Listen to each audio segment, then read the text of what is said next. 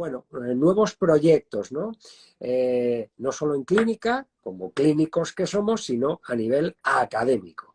Y ahí estamos a tope en la Escuela de Osteopatía, modificando muchísimos conceptos, actualizando muchísimas cosas que nos están quitando el sueño, pero qué bonito que nos podamos actualizar, Miguel.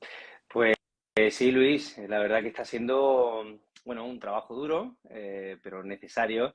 Tenemos en todos los terrenos, en todos los ámbitos, la fisioterapia igualmente, ¿no? Cuando yo comienzo en la universidad a dar clases, suelo comentarle a mi alumno que lo que hoy se cuenta en fisioterapia no es lo que se contaba hace 20 años, pero ni siquiera 10, pero ni siquiera 5. Y la osteopatía pasa igual, es decir, es para nosotros a nivel clínico, ¿no? que utilizamos, ¿no? que trabajamos desde una perspectiva osteopática, con esa base fisioterápica, porque así es nuestra escuela, pero igualmente esa osteopatía tiene que avanzar, correr, moverse al son de los tiempos que tocan, ¿no? Y tocaba, y lo estamos haciendo y está quedando algo precioso. Correcto, mira, para quien no esté familiarizado con lo que estamos diciendo Miguel y yo, han habido una serie de cambios en la Escuela de Osteopatía de Madrid y esto desde el 1 de enero de 2023 llevamos una comisión de gente, de profesores de esta escuela, ya con una experiencia clínica de más de 30 años y docente, pues de unos 20 años. Llevamos actualizando, modificando, un poco poniendo en evidencia o dando carta de evidencia a muchos de los conceptos que teníamos, hemos cambiado algunos, hemos mantenido otros, hemos actualizado otros, porque qué bonito el darnos cuenta de que muchos conceptos que clínicamente los teníamos claros, ¿no? Había un resultado clínico. Pero es verdad que al querer dar explicaciones a esos resultados clínicos, los mecanismos neurofisiológicos que teníamos o que decíamos, pues a lo mejor no eran los correctos, ¿no? No eran los más correctos. Y poco a poco la ciencia nos ha ido dando, la neurociencia fundamentalmente, nos ha ido dando esa explicación. Bueno, pues esa es la que estamos añadiendo en todo. Y como bien dice Miguel, nos está quedando pues un trabajo muy bonito que evidentemente quien se va a beneficiar de todo ello son pues nuestros queridos estudiantes, nuestros queridos alumnos, que no dejan de ser, lo que he dicho antes, compañeros de clínica, bueno, en definitiva es el qué bonito, ¿no? En sanidad en general, qué bonito poder aportar a todos los compañeros, al cuerpo de osteópatas, en este caso, la mayor parte de ellos fisioterapeutas, mayor carga de evidencia, ¿no? Dar carta de evidencia a todas estas cosas que vamos haciendo. Así que, Miguel, yo hay un concepto importantísimo, ¿no? En el que siempre hemos ahondado, y es verdad que hablábamos de cadenas, ¿no? Cadenas de osteopatía. Bueno, hoy se llama interdependencia regional, perfecto, y esa interdependencia regional nos relaciona corporalmente todo. Hasta ahí, bien, no había cambiado nada. Pero es verdad que desde el punto de vista neurocientífico nos dice, vale, todo está interrelacionado, perfecto, ¿vale? Y es verdad, ojo, tenemos que tener hiperespecialidades, ¿eh? El oftalmólogo, el de digestivo, el tal, pero también tienen que haber otras profesiones en los que tengamos un abordaje más holístico, más con este concepto de interdependencia regional. Bien, pero un poco la novedad que estamos metiendo es la jerarquía de sistemas, Miguel. ¿De acuerdo? Es decir, que neurológicamente dicha relación sí, pero en la organización neurofisiológica de la disfunción que tenemos, Bueno, sigue una jerarquía de sistemas, ¿vale? Y según esa jerarquía tendremos que abordar de una forma diferente a la terapéutica de ese caso clínico.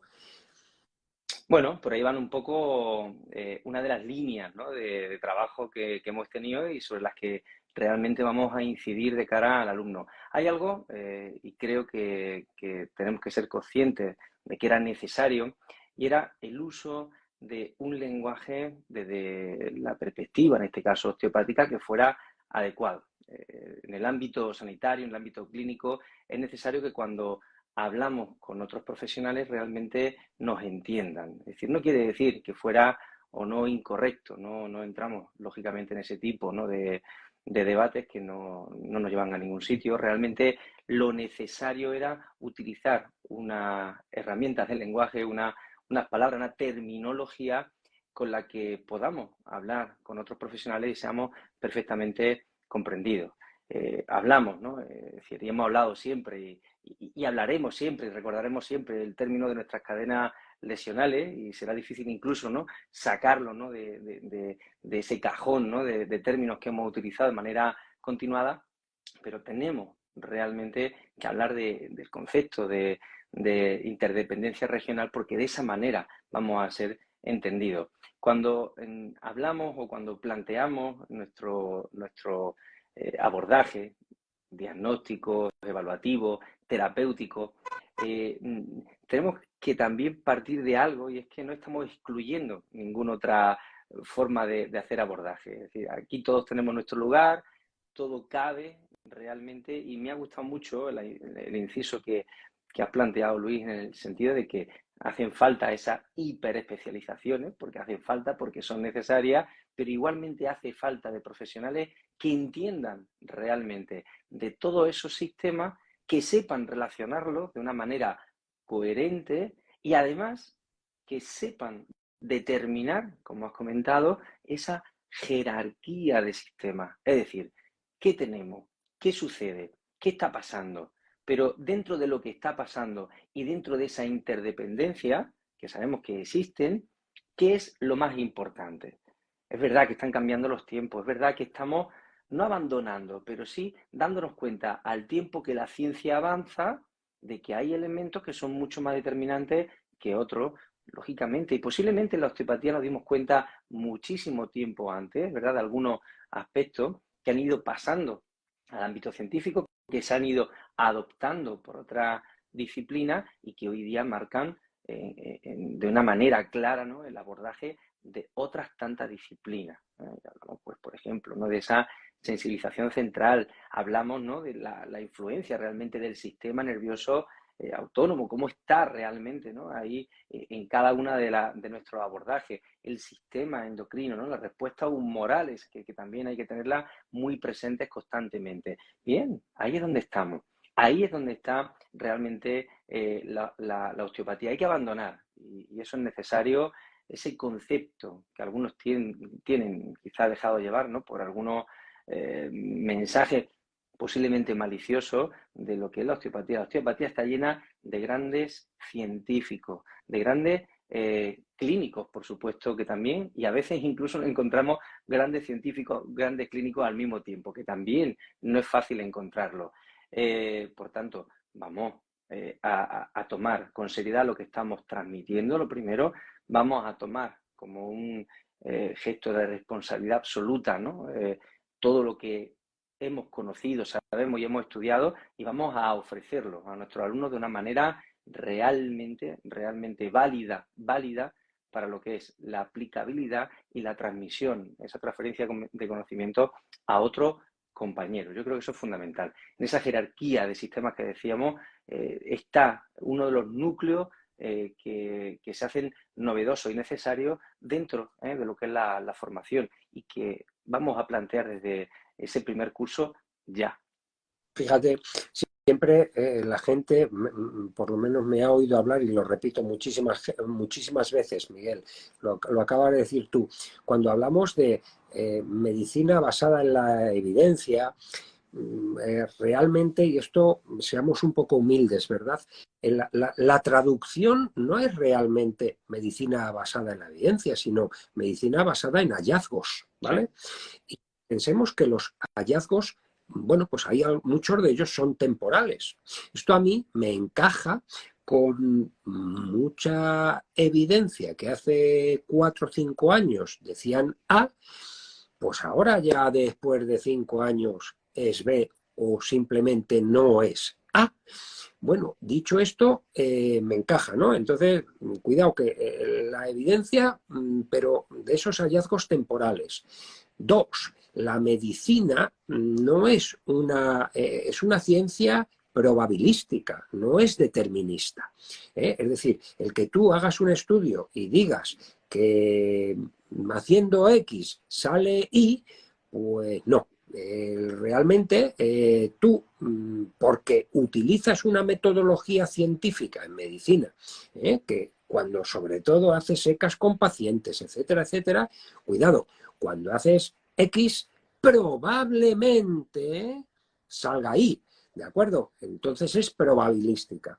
Bueno, al margen de estas dos características, que tenemos, por tanto, que tener una cierta humildad a la hora de hacer una lectura crítica de un artículo científico y tener presentes estas dos características, por tanto, lo que hoy en una conclusión al estudio es A, mañana puede ser B o no A, y que es probable que, ¿vale? Hay otra segunda característica. La propia medicina, basada en estos hallazgos o basada en la evidencia que decimos, tiene la evidencia científica, los artículos, la evidencia clínica. No se puede desechar. Eso lo dice el propio grupo Oxford de medicina basada en la evidencia. La evidencia clínica, aun sin evidencia científica, no puede desecharse. Por tanto, fantástico. Hombre, nuestro modelo siempre ha sido primero la clínica y viendo los resultados hemos querido utilizar el método científico para que nos dé carta de evidencia a esa respuesta clínica que hemos ido haciendo, ¿no? Y hay un tema brutal, importantísimo, ¿vale? Que yo humildemente creo que en algunos casos hemos pecado muchísimo, hemos faltado a esto, y es que como yo sabía del tema más que mi paciente, como yo además había libros y artículos que me daban la razón a esos conocimientos que yo tenía, el tratamiento idóneo para este paciente concreto es lo que yo decía.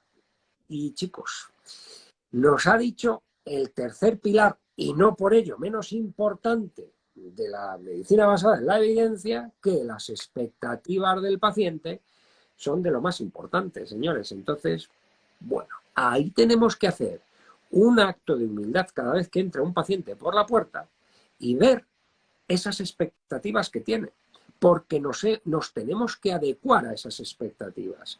Entonces, jolines, cuidado con esos mensajes que hemos dicho cuando hemos visto esa resonancia magnética y hemos visto un informe, una hernia discal L4, L5. Uf, madre mía, ¿cómo tienes la espalda, eh? Madre, qué artrosis tienes. Uf. Porque esto nos puede estar llevando, nos lleva de hecho a catastrofismos, a kinesiofobias, y esto qué mal lo estamos haciendo. Yo, cuando empecé a ver un poco todo esto, digo, Dios mío, qué errores, cuántos errores he cometido, en cuántos pacientes, y se me venían a la cabeza casos clínicos de pacientes, de madre de Dios, a este tío le he debido destrozar, claro, por eso no volvió más, ¿no? Simplemente con mis gestos, con mis... o que he aplicado mis expectativas en el paciente. No, señor, nos tenemos que adecuar. Sí, no hemos equivocado y nos equivocaremos. Es decir, ahora estamos en una seguridad, en un conocimiento y creemos que lo estamos haciendo perfectamente bien y lo estamos haciendo bien para realmente, bueno, pues el nivel de conocimiento que tenemos y el nivel de la ciencia, ¿no? Actual y lo que nos plantean, ¿no?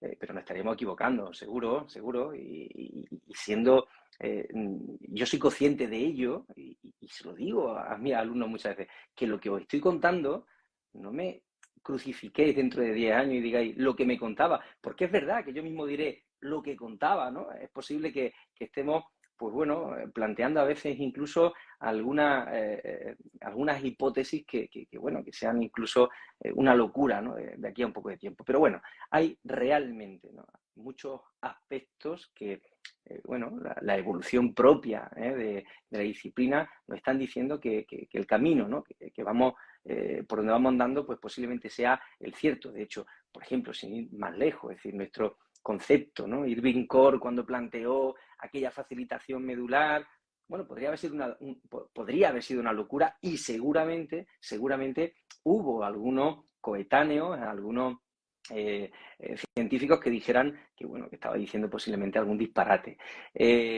Bueno, el tiempo no es que le haya dado la razón, sino que el tiempo ha evolucionado incluso, y ese primer concepto se ha perfeccionado, se está estudiando, incluso pues, hoy día para nosotros es la base del tratamiento, para nosotros, bueno, una de las bases del tratamiento para nosotros manual, pero también no olvidemos que, por ejemplo, muchas de las técnicas que hoy día dentro de la fisioterapia invasiva se están utilizando, parten precisamente de estos conceptos, ¿no? Por eso muchas veces comentamos y nos veis, ¿no?, algunos profesores, nos veis algunos compañeros expertos, ¿no?, dentro de la terapia manual, de la osteopatía, que luego manejamos muchísimo pues las terapias, por ejemplo, invasivas, porque están muy, muy, muy relacionadas, porque lo que están haciendo perfectamente es complementarnos y potenciar aquellos efectos que tratamos de conseguir desde, y no olvidemos, Luis, que esto para mí es muy interesante, no olvidemos que planteamos desde un razonamiento clínico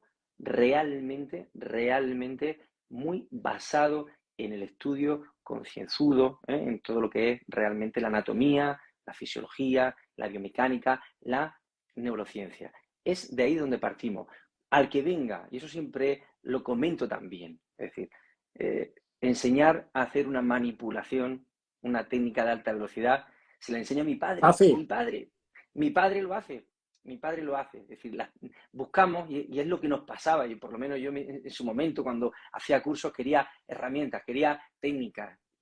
Y yo, sinceramente, Luis, cuando yo entré a formar parte, ¿no?, de aquellos alumnos de osteopatía, lo que buscaba era hacer ruido, lo que buscaba era hacer técnicas que en aquel momento, que además era mucho menos conocido, aquellas técnicas de alta velocidad, impresionaran a mis pacientes. Es lo que yo buscaba, no quería otra cosa. Pero te das cuenta, y lo digo al alumno, que eso no es lo importante, que lo importante es que en un tratamiento de 45 minutos, de una hora, del tiempo que necesites para prestarle, ¿no?, para ofrecerle, para darle a tu paciente, la mayor parte del tiempo sea basar tu razonamiento en la evaluación, el diagnóstico, y a partir de ahí elaborar un tratamiento que, repito, es lo menos importante, es llegar a la conclusión de qué es lo que está pasando y cómo se tiene que abordar lo que realmente marca el núcleo de nuestra formación, siempre. Es decir, enseñar al alumno lo que tiene que hacer para llegar a la conclusión, no lo que tiene que hacer para tratar un dolorcito, una patología, una sintomatología, no, el razonamiento siempre.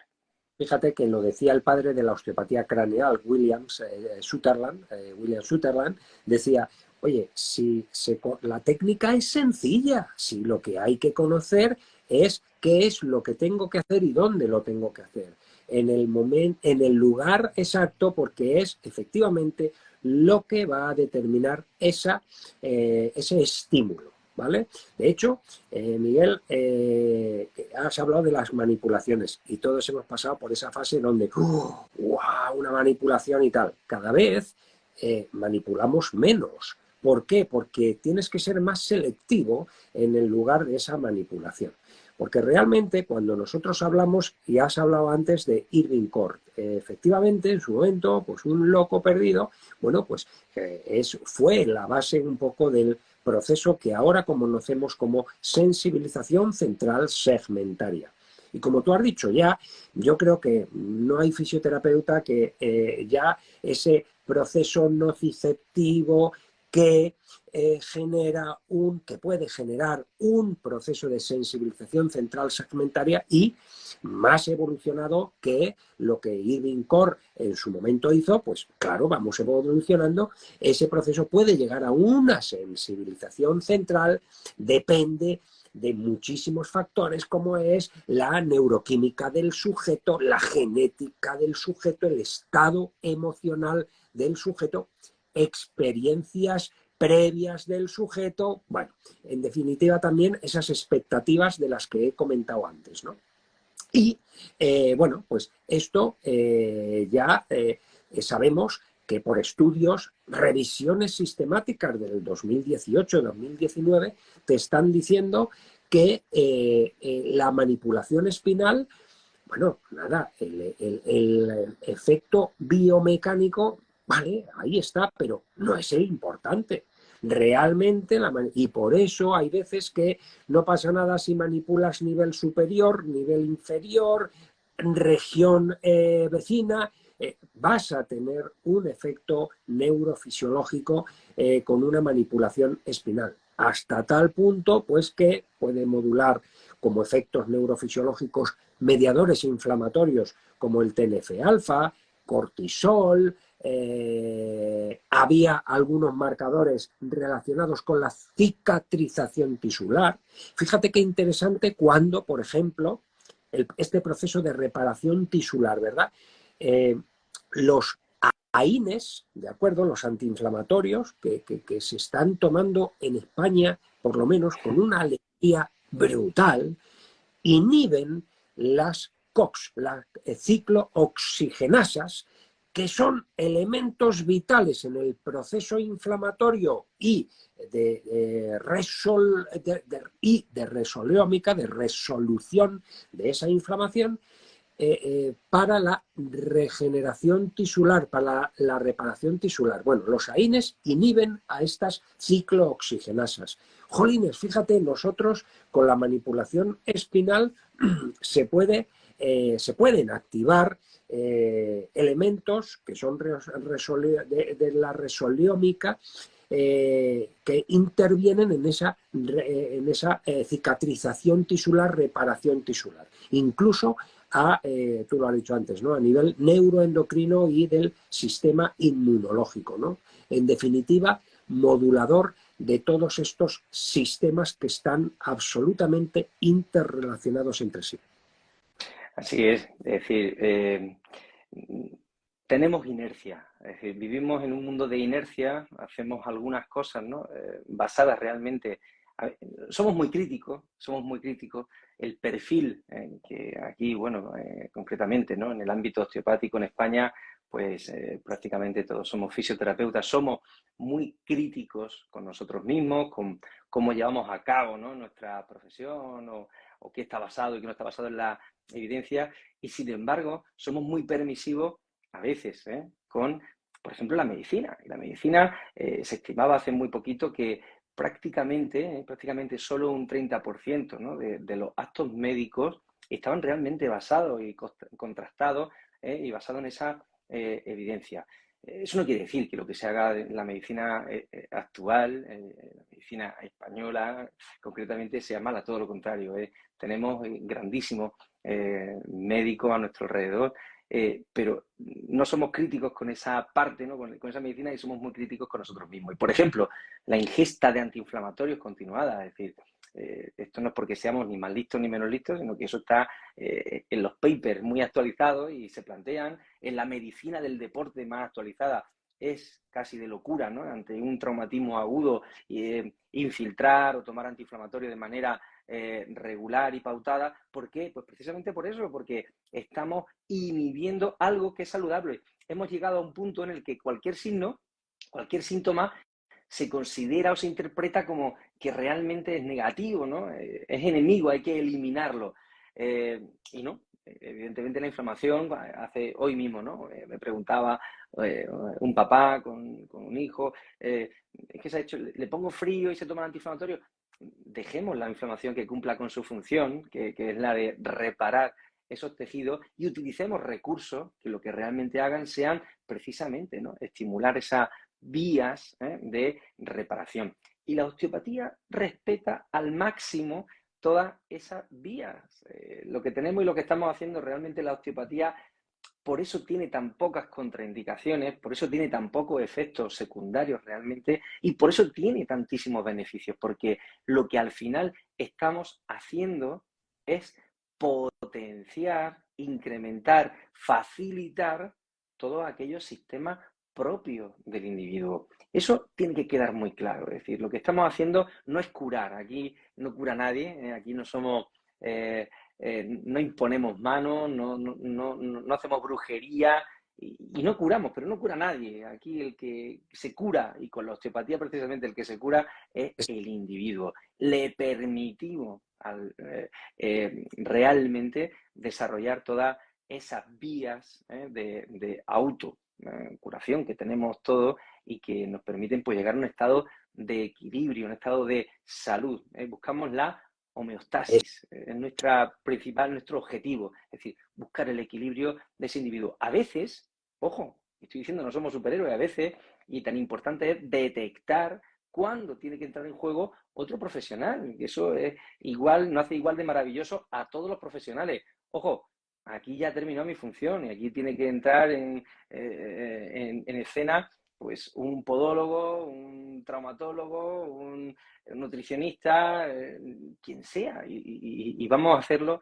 incluso en conjunto. Y eso también sería y forma parte de nuestra formación, es decir, hacer unos buenos diagnósticos diferenciales. ¿Aquí puedo hacer algo? ¿Hasta dónde puedo llegar aquí? ¿Aquí soy protagonista en esta intervención o soy un actor secundario? Bueno, vamos a ser humildes y aquí soy actor secundario y otro coge la batuta, pero vamos a ser igual de imprescindible al final en la búsqueda y consecución de ese equilibrio que decíamos anteriormente, que al final lo que perseguimos. Sí, señor. Esa homeostasis y alostasis, ¿verdad? Cuanto más nos generemos con esos estímulos, más preparados, más flexibilidad metabólica, inmunológica, neuroendocrina tendremos para poder afrontar la cantidad de retos que se nos viene constantemente. Vacunas, COVID, gripes, infecciones, etcétera, ¿no? Cuestiones a todos los niveles. Fíjate, has hablado de los antiinflamatorios. No nos olvidemos, queridos, de los antibióticos, ¿vale? Fue muy gracioso cuando mi querido amigo Kirill, un médico de allí de San Petersburgo, bueno, me invitó a comer en casa de sus padres. Su madre es microbióloga y trabaja en el centro de San Petersburgo, y me decían, en pleno San Petersburgo, Rusia: Luis, España e Italia sois zona roja. Digo, hombre, que esto un ruso, pues hombre, y bueno, bromeando, ¿no? Sois zona roja porque España e Italia, concretamente, somos de los que más resistencia estamos generando a los antibióticos por el abuso sistematizado. Y como bien sabes, y has relacionado antes, Miguel, todo un poco, ese abuso, por ejemplo, de antibióticos, igual que el antiinflamatorio nos estaba generando un impedimento de regeneración tisular, jolines, y nosotros constantemente con técnicas de tejidos blandos, de lo que sea, para regenerar tisular, pues hombre, es un poco incongruente, ¿verdad? Igual con los antibióticos, ¿no? Intentamos mejorar a nivel de cuando trabajamos con lo que llamamos osteopatía visceral, con esos reflejos viscerosomáticos, somatoviscerales, etcétera, etcétera, esas vías neurofisiológicas, y sobre todo todos esos, cuando trabajamos con esas técnicas a nivel reflexógeno, a nivel de esos reflejos, de esos receptores, ¿no? Fundamentalmente, que tenemos en las vísceras, receptores que, jolines, a través de la mecanotransducción, una compresión a nivel del intestino, pues, nos puede estar dando un montón de hormonas, de enzimas, etcétera. Bueno, dicho esto, jolines, si destrozamos la microbiota y nuestro digestivo a través de una mala alimentación, a través de antibióticos, a través de lo que sea, pues también es un poco incongruente, ¿no? Querer tener un estado de salud, ¿no? Entonces, es lo que tú decías, muchas veces necesitamos ese equipo multidisciplinar, que no nos dé miedo a derivar, ser nosotros actores secundarios de un proceso que a lo mejor va por otra vía desde el punto de vista neurofisiológico o neuroendocrino. Claro que sí. Sí, bueno, al final es, es decir, todos nuestros alumnos, al final, lo sabes, Luis, cómo destacan, ¿no? Cuando terminan su formación, pues bueno, lo que les ha supuesto, ¿no? Realmente el conocer la osteopatía desde la perspectiva, por ejemplo, de la fisiología, fisiopatología, es decir, realmente adentrarse, ¿no? En un terreno, en un ámbito teórico y por supuesto práctico, pero también teórico que permite enfrentarse al paciente de una manera mucho más segura. Eso es indiscutible. Es decir, la capacidad que adquirimos con una formación del estilo, que no digo que sea la única, por supuesto que no la es, pero una formación del estilo, ¿no? Y con el planteamiento de la osteopatía nos permite, pues bueno, enfrentarnos con mayor seguridad, con mayor, digamos, eficiencia a la hora del trabajo con respecto al paciente, ¿no? y su patología. Creo que es algo además bueno, que hemos reforzado, estamos intentando y estamos consiguiendo realmente plantear de una manera mucho más clara los objetivos que se plantean en cada uno de los niveles, ¿no? Que vamos planteando en nuestra formación y lo estamos consiguiendo. Es decir, estábamos diciéndolo al principio, vuelvo a insistir en ello, estamos yo creo que súper contentos, ¿no? del resultado que estamos observando en ese contenido, ¿no? Es decir, yo quisiera volver a estudiar ahora la osteopatía para realmente encontrarme con lo que está dando lugar. De hecho, mira, hay un elemento que, bueno, y hay estudios, ¿no? Cada vez van saliendo y qué bonito también nosotros hemos hablado antes de homeostasis, alostasis y todas estas cosas. Creo que estamos, y la osteopatía actual, estamos teniendo un proceso de ese tipo, como bien decías, ¿no? Y en ese proceso, muchos estudios nos han evidenciado, es decir, oye, ¿qué te parece si juntáis en determinados tratamientos, a nivel lumbalgias, por ejemplo, la lumbalgia inespecífica, que es inmensa, ¿no? En la cantidad que hay, ¿no? Aunáis manipulaciones vertebrales, trabajos osteopáticos con ejercicio físico, ¿no? Y ejercicio terapéutico, ejercicio físico, readaptación, llámalo un poco como quieras, pero efectivamente. Y una de las cosas que sí que hemos introducido en todo el programa, como bien sabes, ¿no? Es la parte de disfunción por disfunción, asociar a cada disfunción osteopática un ejercicio, o varios ejercicio terapéutico asociado, ¿no? Para que esa disfunción que llegaba a la consulta, que en un momento trabajabas, que en un momento manipulabas o no manipulabas, y con tejido blando equilibrabas lo que fuera, ¿no? Resolvías en cierto modo, pero para el mantenimiento de todo ello, pues el ejercicio físico. Sin lugar a dudas, bueno, pues ya estamos metidos en ese proceso y bueno, ahí tenemos que agradecer un poco la experiencia de nuestro querido amigo Pablo Escribá. Pablo Escribá, médico, fisioterapeuta, osteópata y deportista. Entonces esto también es Y muy importante, ¿no? filósofo, Y y filósofo. no olvidamos, si me Bueno, Pablo, en este sentido, el hecho también de, bueno, cuando tú pruebas en tus carnes, yo creo que pues, esto nos ha pasado, señores. Qué bien tratas un esguince de tobillo, hombre, entre otras cosas porque tú has tenido un esguince de tobillo, has visto lo que duele, el proceso, cómo te sentías, cómo te deja una hernia discal, igual, cuando has tenido una discopatía, una lumbalgia, un lumbago agudo con una lumbociatalgia, pues oye, comprendes mejor y tratas mejor a ese paciente, ¿no? Bueno, pues cuando eres un deportista de élite, como lo ha sido Pablo, que además ha tenido marcas y ha ganado medallas, etcétera, y ha estudiado y ha pasado por todo, ¿no? Por fisioterapia, por osteopatía, por medicina y filosofía, como tú bien dices, ¿no?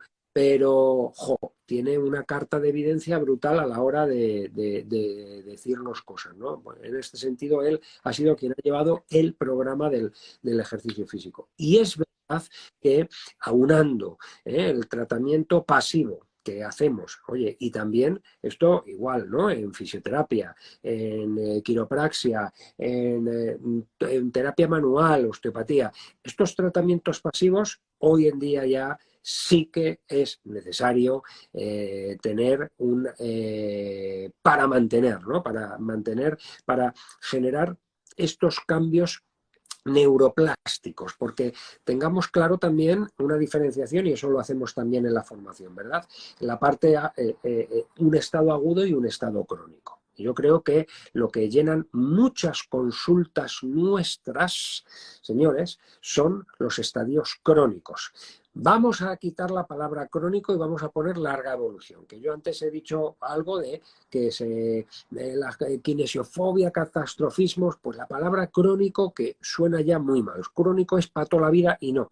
Según la literatura es por encima de los 3 meses. Bueno, pues para que el paciente no meta la palabra crónico y decimos de larga evolución. Bueno, pues haciendo esta diferenciación, claramente en la parte de larga evolución, esos pacientes de larga evolución, esos pacientes con ese dolor persistente, el ejercicio, vale, nosotros hacemos un trabajo fantástico, salían de la consulta muy bien, pero es verdad que reiteraban, oye, en 15 días te vienes, o en un mes te vienes, o en tanto tiempo te vienes, y creo que con la parte del ejercicio físico, y además muy adaptado a las disfunciones determinadas, creo que va a ser un éxito total. Ya lo estamos implementando a nivel terapéutico y bueno, ya obviamente los estudios, no hace falta que nosotros lo implementemos, es que los estudios científicos ya nos lo están diciendo, ¿no? La unión de ambas cosas es lo que nos va a generar a nivel neurocientífico esa neuroplasticidad, esa impronta neurológica, ¿vale? Que nos va a mantener al paciente asintomático. Hemos tenido, de todas maneras, Luis, es decir, a lo largo de nuestra tradición osteopática y actual también, es decir, se ha utilizado y hemos utilizado, hemos hecho uso de algunas maniobras como las heredadas de Mitchell, las técnicas de energía muscular, de musculoenergía. Bueno, pues esas técnicas realmente exigían la participación del paciente, es decir, no son realmente técnicas como tal y únicamente pasiva. De hecho, es una maniobra con una base de evidencia realmente importantísima, importantísima. Y lo que estamos haciendo ahora, lo que hemos hecho ahora, ha sido simplemente bueno, una evolución, ¿no? En esas técnicas en las que eran semipasivas, semiactivas, y hemos intentado, y sobre todo Pablo, ¿no? Que es el que realmente ha tenido un trabajo muy importante, ha implementado una serie de gestos terapéuticos activos que nos permiten realmente, pues bueno, compensar, mejorar, equilibrar desde el punto de vista, en este caso, pues mecánico, algunas de las disfunciones que vamos encontrando. Era necesario, es decir, hemos buscado y hemos encontrado, ¿no? ese punto, ¿no? que nos faltaba, que teníamos ahí, ¿no? Que realmente era necesario. Tenemos, y de hecho seguimos teniendo un arsenal terapéutico impresionante, mostramos una cantidad, el trabajo que estamos teniendo es inmenso, ¿no? En la sustitución de todo ese material gráfico, vídeos, fotografía, incluso hemos introducido un montón de técnicas nueva, pero nos faltaba, bueno, pues eliminar aquello que sobraba, porque es verdad que algunas cosas iban sobrando ya, nuestras queridas, ¿no? Técnicas de, por ejemplo, Jones, muy utilizadas en el ámbito del tratamiento de los trigger points, pero lógicamente tienen, y la evolución del tiempo, pues las va dejando útiles para posiblemente algunas maniobras concretas, para algunas disfunciones concretas, pero se van sustituyendo por herramientas que son mucho más útiles, mucho más necesarias y realmente mucho más efectivas. Claro, fíjate, ahí está nuestro compañero y amigo Eduardo Merino hablando un poco también de esto, ¿no? Del movimiento pasivo también es un coach, como él dice, fantástico para el movimiento activo, ¿no? Correcto. Sí.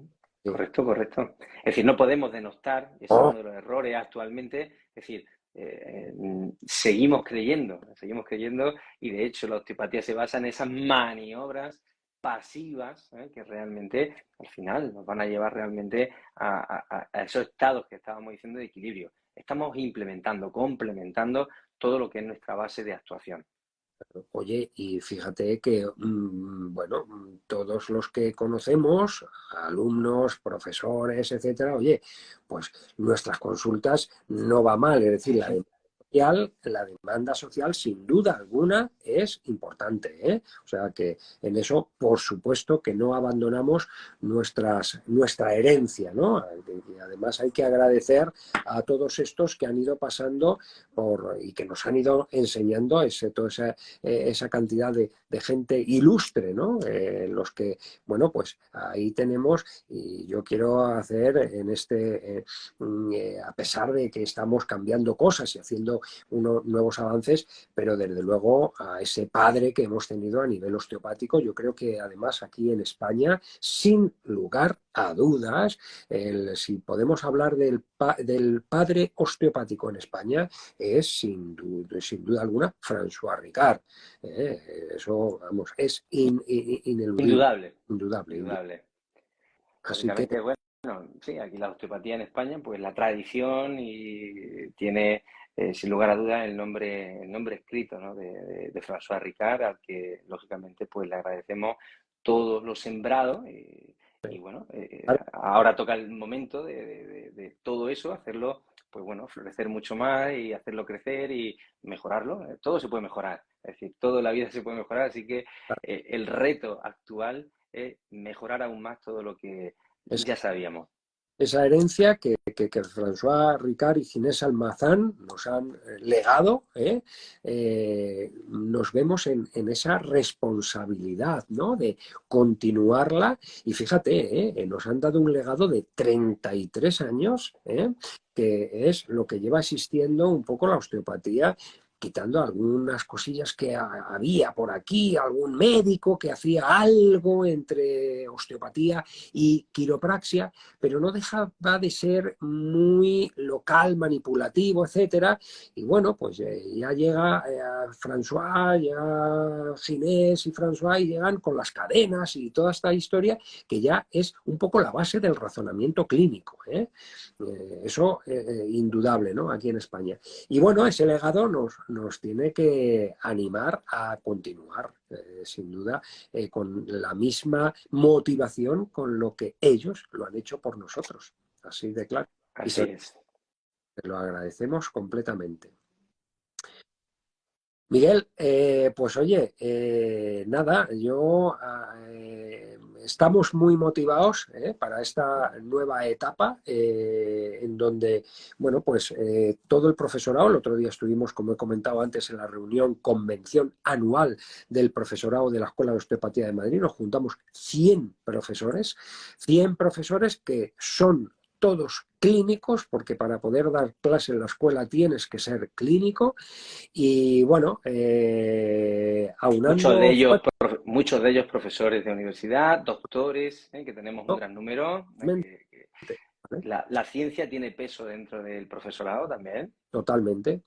Y bueno, pues todo ello hace que haya una motivación especial para seguir ese legado y seguir creciendo. Entonces, nada, en ese sentido os animamos. Además, si alguien que está aquí no conoce un poco todo esto, yo le animo a que se meta aquí mismo, ¿no? En el Instagram de la escuela, y en el propio muro tiene, y hasta el 30 de septiembre tiene posibilidad de acceder al material que tenemos en el campus virtual, en la escuela, ¿no? Pues temas de radiología que es súper interactivo, es un juego, literalmente. El hacer estudiar radiología, Es eso lo hizo divertido, es Fran divertido. espectacularmente. Bueno, pues uno va viendo el uno corresponde con esto, tal, tal, tal, y después el programa, ¿no? La aplicación te da una calificación, ¿no? O lo puedes repetir, puedes ver las preguntas verdaderas, corregirlo, etcétera. Hemos metido, y quiero, a colación de lo que has dicho antes, muchas veces somos muy críticos con nosotros y realmente pues hay otras especialidades que no son tan críticas. Hemos metido mucho test ortopédico, ¿vale? En este sentido, nuestro querido compañero, amigo Juan Antonio Díaz Mancha, fisioterapeuta, osteópata, doctor por la Universidad de Sevilla, profesor también de nuestra Universidad escuela de Sevilla. y profesor de Sevilla. Bueno, pues en su libro publicado por el Sevier, la valoración funcional, jolines, antes decías tú, diagnóstico diferencial, Miguel, claro, clarísimamente, ¿no? De test ortopédicos. Y Juan y sus colaboradores, ¿no? También Aitor Vaquero, también otro compañero nuestro, buscando la evidencia científica o, mejor dicho, la validación científica de estos test ortopédicos, muchos de ellos te das cuenta que se están utilizando en ortopedia, en traumatología, en fisioterapia, en terapia manual, y no tienen una validación, no están validados, o sea, no hay artículo que lo valide, ¿no? Entonces, coño, y nosotros, ¿este test vale o no vale? Bueno, pues vale clínicamente, no estará validado, pero oye, me está dando una respuesta. Bueno, pues esto te sorprendes cuando empiezas a ver un montón de test, ya te digo, utilizados y que no tienen una validación como tal. Pero bueno, oye, poco a poco la ciencia también va validando unas cosas y va eliminando otras. O sea Bueno, que y hay test, y hay herramientas que utilizamos que tienen sentido en un contexto, que es lo que olvidamos. No podemos sacarlo del contexto. por eso, fíjate, cuando balonamos a un paciente y le encajonamos, ¿no? O intentamos encuadrarle, cuando un paciente viene, normalmente viene pues, o con una limitación funcional o con un problema X, pero sobre todo nos vienen, y seamos claros, por dolor, ¿no? Y entonces, bueno, es verdad que tenemos que intentar encuadrar o encajonar al paciente en si es un proceso nociceptivo o si es un proceso neuropático o si es ambos procesos solapados, por ejemplo, en una neuralgia cérvico-braquial, que puedo tener un proceso pacetario, por tanto, proceso nociceptivo, pero, madre mía, ese proceso inflamatorio me ha implicado a la raíz C6 y me ha generado una neuralgia cérvico-braquial. Tenemos los dos problemas, el nociceptivo y el neuropático, que pueden o no llegar a un proceso de sensibilización central, o tengo un paciente con sensibilización central, o que llamamos más que sensibilización central, por un dolor de origen nociplástico, ¿no? Con esos cambios neuroplásticos a nivel central, ¿no?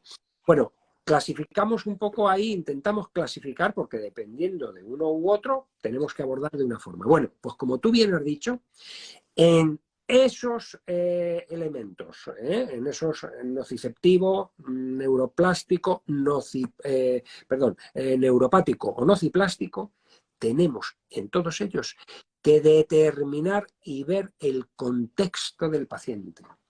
Qué Claro. interesante. Como tú La bien. evaluación, la evaluación biopsicosocial del paciente. Al final no podemos nunca olvidarla. Otro de los aspectos donde insistimos de manera continuada siempre en nuestros pacientes. Es decir, eso ya es algo universal, no propio únicamente de la osteopatía o de la fisioterapia, es algo propio de la medicina y de la atención al paciente. Es decir, no podemos nunca olvidar ese contexto biopsicosocial, porque el estar mal en el ámbito de pareja o tener un problema económico o tener cualquier tipo, ¿no?, de influencia social o psicológica puede tener que ver con la interpretación, la modulación y al final la expresión de ese dolor. Sí, señor. Claro que sí. Efectivamente, cuando no nos adaptamos, ¡pum!, entra esa enfermedad, Ahí. ¿vale? Oye, Miguel, como siempre, hablar contigo es un placer, chicos. ¿Alguno habéis puesto ahí algún detalle? Eduardo, gracias por tus aportaciones que has tenido ahí respecto a la terapia pasiva, ¿no? A la parte del movimiento pasivo nuestro que hacemos diariamente en nuestras consultas. Gracias por vuestras aportaciones, gracias por estar ahí a estas horas ya, ¿eh? Y nada, como sabéis, todos los jueves tendremos desde EOM Internacional, tendremos un directo de Instagram, dependiendo de los temas, lo iremos publicitando, ¿no?, en la red, en el Instagram de EOM Internacional. Recordar que tenéis gratuitamente, apenas rellenar un formulario, el acceso a parte de este Genial. campus virtual, ese material, ¿no? Esos test ortopédicos, estos conceptos un poco novedosos, este ejercicio físico, vídeos que tenemos, radiología, un poco todo para que veáis cómo es nuestro material y, oye, poder aportaros en alguna cosilla. Y nada, siempre a vuestra disposición porque queremos ser una escuela abierta, con unos conceptos abiertos y con un conocimiento abierto, porque lo fundamental para nosotros son nuestros pacientes que día a día confían en nosotros. Y como tú bien has dicho antes, en el mejor de los casos aspiramos, y seamos humildes, porque en el mejor de los casos aspiramos a ayudarles en su proceso terapéutico, en su proceso de curación. Así es. Que bastante es y bien bonito que es. Bien bonito. Pues Luis, un placer estar este ratito contigo y con toda esta gente, así que bueno, nos vemos también prontito. Gracias ¿Vale? a todos. Un abrazo para todos. Gracias. Chao. Chao.